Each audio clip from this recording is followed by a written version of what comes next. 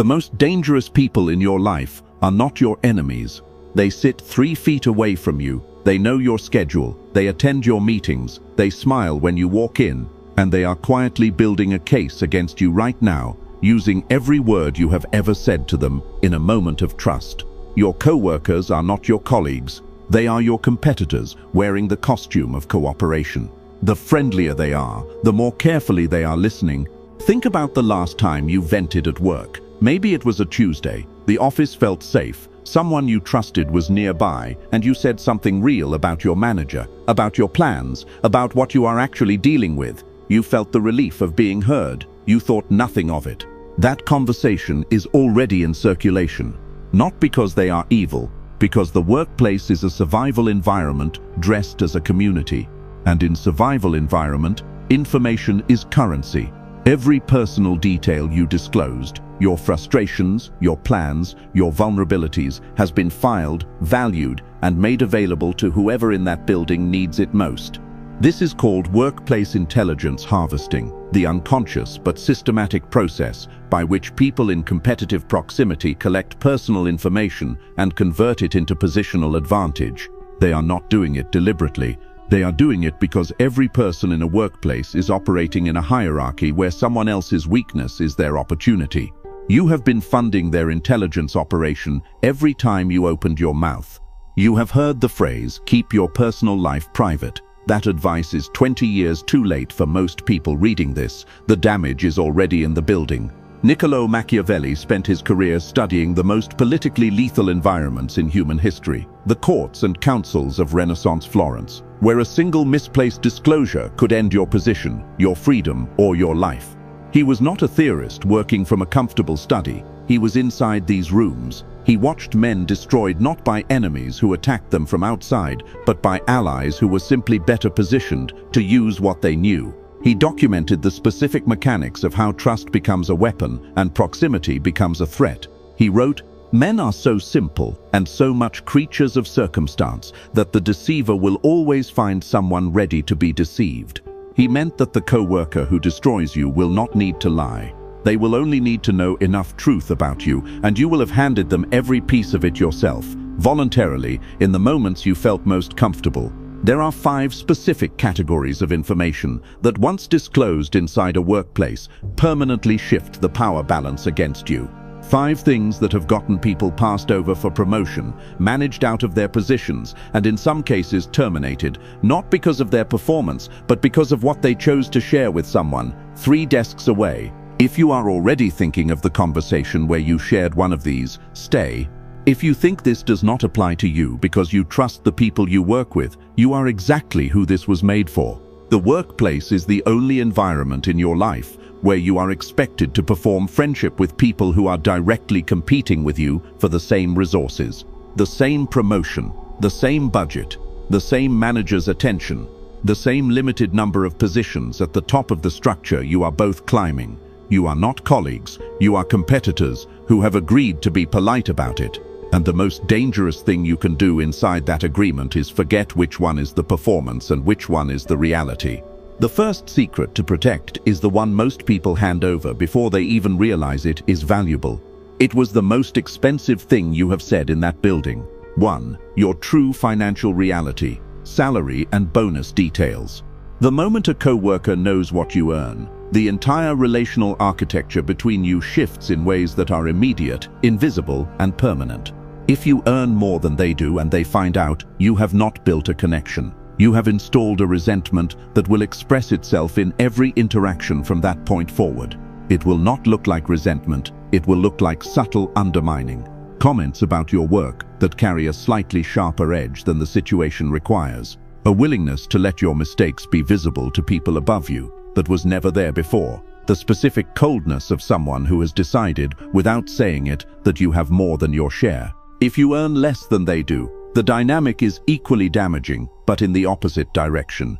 You have communicated your flaw. You have told them exactly how little the organization values you, and in a hierarchy where perception of value is currency, that information travels upward faster than any performance review.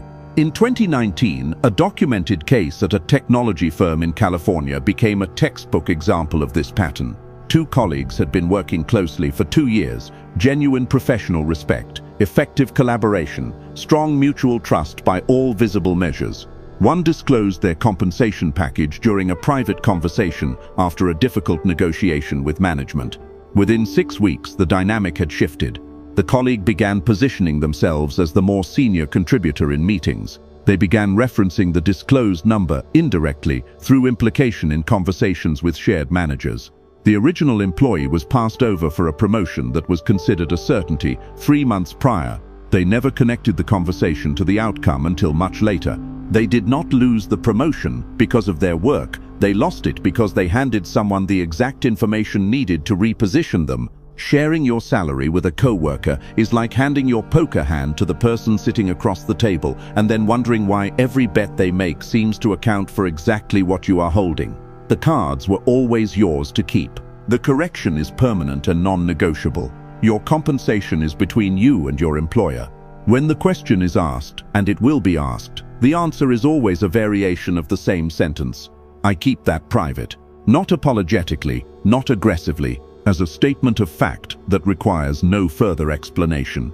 The person who never answers this question is the person who never gives the table their hand. That was the number they can calculate. What comes next is the information they can weaponize, and unlike your salary, you will hand this one over completely voluntarily, usually in a moment when you feel the safest.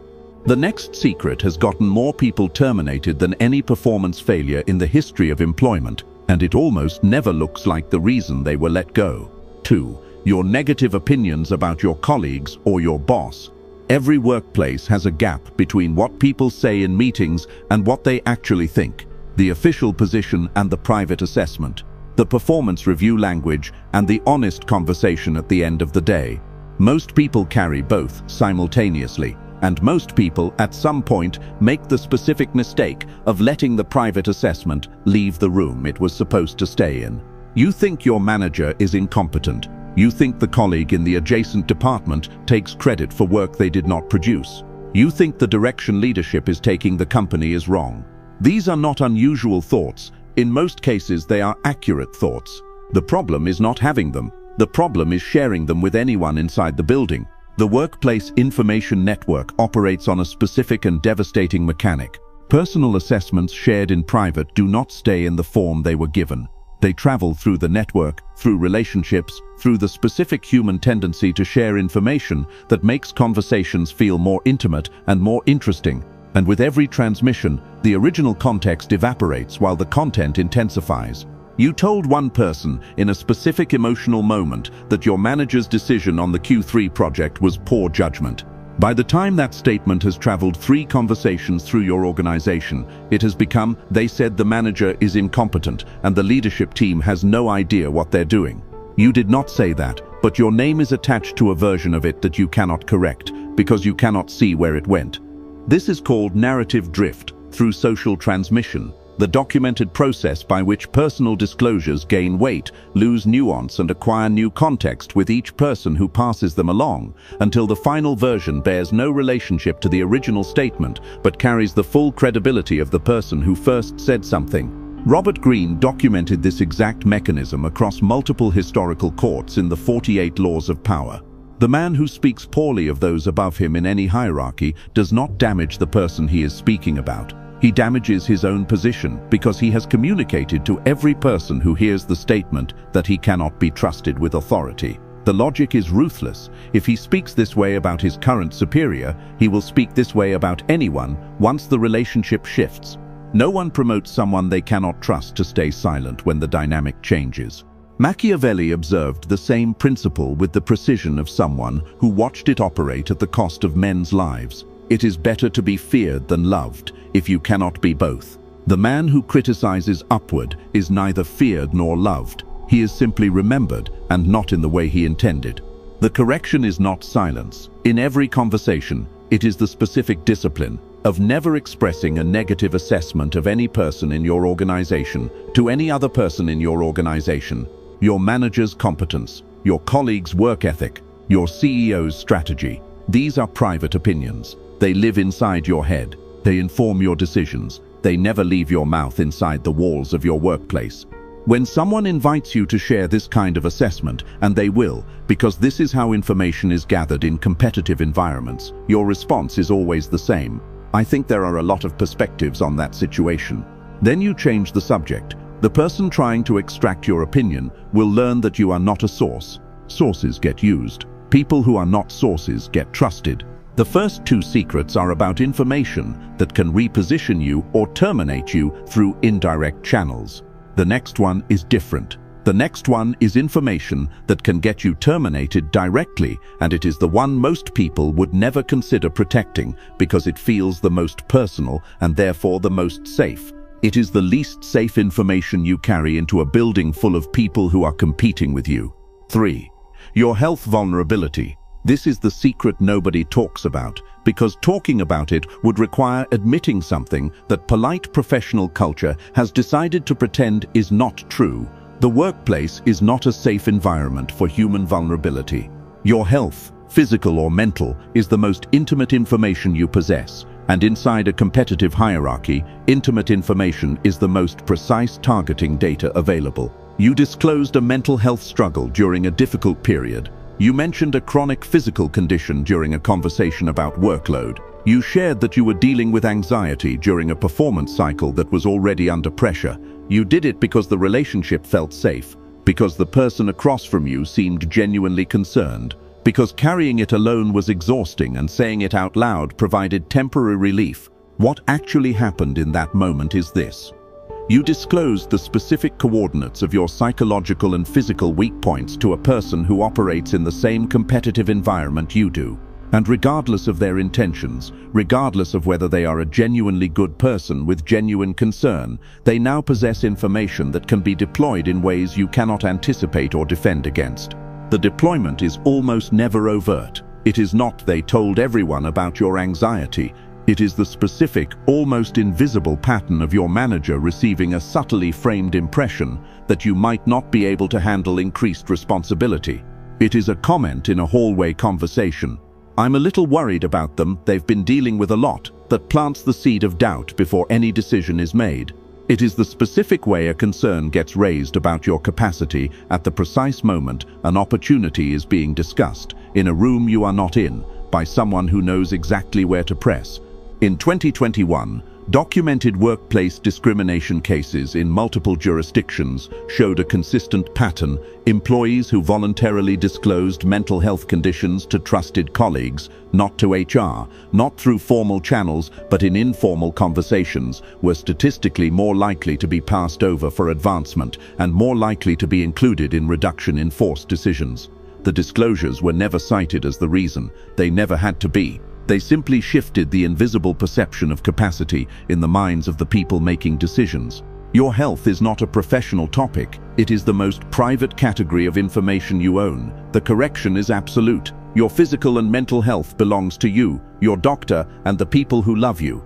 It does not belong to your workplace. When someone asks, even with genuine warmth, even in a moment that feels completely safe, the answer is always, "I'm doing well, thanks for asking." Then you move on. The person who is never readable on this subject is the person who can never be used on this subject. Now think about the conversation you have had in the last 6 months, about where you see yourself in 2 years, the company you mentioned, the role you mentioned, the timeline you set. Think about who was in that conversation. Because what comes next is the secret that has quietly redirected more careers than any performance issue ever could, and it travels faster than any other information in this video. 4. Your plans to leave the company. The moment you tell anyone inside your current organization that you are thinking about leaving, your value in that organization begins to depreciate immediately and irreversibly. This is not hypothetical. This is the documented behavioral response of every manager in every industry who has ever received this information about someone on their team. The calculation happens automatically and without malice. If this person is leaving, investing in their development is investing in someone else's future team. If this person is leaving, promoting them creates a gap we will have to fill. If this person is leaving, the relationship between their future loyalty and the resources we allocate to them is negative. You intended to share your ambitions. You wanted to communicate that you are driven. You wanted to test the waters and see if the organization had something worth staying for. What you communicated is that the organization has already lost you, and the organization responds to that information by completing the transaction you described. They begin the mental and eventually the structural process of replacing you before you have replaced them. And that is if the information stays with the person you told it to. If it does not stay, if the person you told passes it through the network, which they almost certainly will because it is valuable information about a colleague's status, it reaches your manager before you have made any decision. It reaches HR before you have submitted a single application. It positions you as a flight risk in every conversation where resources, opportunities, and advancement are being discussed, and you will never be in any of those conversations. You will simply notice that they started going differently. Sharing your plans to leave with a coworker is like telling the team you are playing against that you are planning to switch teams next season. They will stop passing you the ball immediately, and they will be completely right to do it. The correction is simple, but requires the specific discipline of separating your actual thinking from your professional performance. Your job search happens in silence. Your conversations with recruiters happen outside the building. Your assessment of whether to stay or leave lives entirely in your own head, and in conversations with people who have zero connection to your current employer. The day you leave is the day they learn you were considering it, not one conversation before. The previous 4 secrets can damage your position, they can slow your advancement, they can make you a target in political conversations you are not part of. But the 5th secret is the only one on this list that can eliminate you from the building entirely, quietly, cleanly, and in a way that leaves you no recourse. This is the most dangerous category of disclosure in the entire video. 5. Your secret ambitions and career goals. Not your plans to leave, your plans to rise. The specific role you believe you deserve. The level you know you are capable of reaching. The vision you carry about where your career goes, if everything aligns. The ambition that sits beneath your professional performance and drives every decision you make about how you invest your time and energy. This information, disclosed inside a workplace to a colleague, does one of 2 things depending on who receives it. If they receive it from someone below them in the hierarchy, someone whose ambition threatens their position, they will work against it, quietly, systematically, using every piece of information they now possess about your goals to position themselves as the more qualified, more ready, more organizationally aligned candidate for any opportunity that intersects with what you just told them you want. If they receive it from someone at the same level, someone with the same ambition, they will use it as competitive intelligence. They now know the exact opportunity you are pursuing. They know your timeline. They know how important this specific path is to you, and they will pursue the same opportunity with the additional advantage of knowing what you want while you remain unaware of what they are doing. The workplace is not a place where ambition is celebrated when it is declared. It is a place where ambition is rewarded when it is demonstrated. There is a specific and critical difference between those 2 things.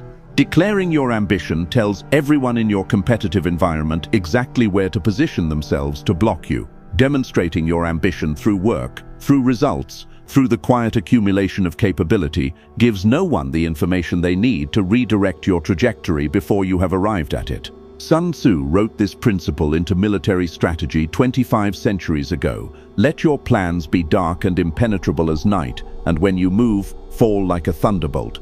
He was not writing about career advancement, but he was writing about every competitive environment where revealing your objective before executing it gives your opponents the exact information they need to neutralize you. Your ambitions are the engine of everything you are building. They belong in your actions. They do not belong in your conversations, not with your manager until the timing is right, not with your colleagues until the position is already yours, and not with anyone in your organization who benefits from knowing where you are going before you get there. Now step back and look at all 5 together. Your salary, your opinions about management, your health vulnerabilities, your plans to leave, your secret ambitions. 5 different categories, 5 different mechanisms, one single architecture running beneath all of them. Every one of these disclosures transfers positional power from you to the person who receives the information, not because they are malicious, Because the workplace is a competitive hierarchy, and in a competitive hierarchy, whoever holds more accurate information about the other players holds more power over the outcomes those players are pursuing. You have been treating the workplace as a community that happens to have professional goals. It is a competition that happens to have social rituals. The social rituals feel like community. The competition is the reality. And the people who navigate that competition most effectively are the people who understand, at a structural level, that information shared in the community context will always be used in the competition context. Machiavelli watched this exact dynamic operate at lethal stakes in the courts of Florence and wrote the observation that belongs at the convergence of everything covered in this video. The lion cannot protect himself from traps, and the fox cannot defend himself from wolves. One must therefore be a fox to recognize traps, and a lion to frighten wolves.